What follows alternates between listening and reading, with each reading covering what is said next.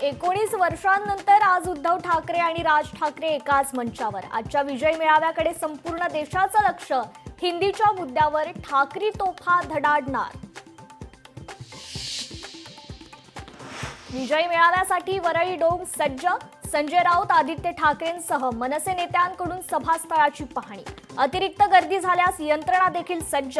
ठाकरे बंधू आज काय बोलणार याकडे संपूर्ण महाराष्ट्राचं लक्ष.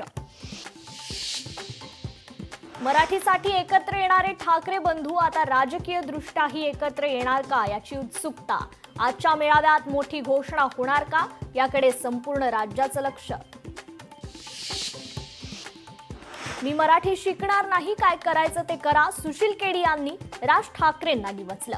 राज ठाकरेंना टॅग करत एक्सवर केली पोस्ट.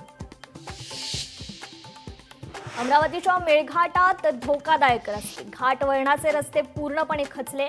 रस्त्याची दुरुस्ती का करत नाहीत? आदिवासी बांधवांचा संतप्त सवाल.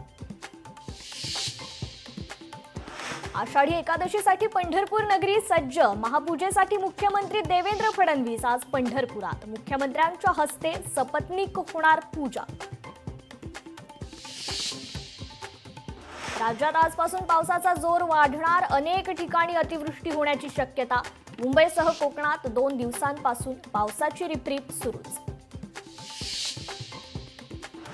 पंतप्रधान मोदींचा त्रिनिदाद आणि टोबॅगोचा सर्वोच्च नागरी पुरस्कार देऊन सन्मान. 1999 नंतर त्रिनिदादला भेट देणारे मोदी पहिले पंतप्रधान.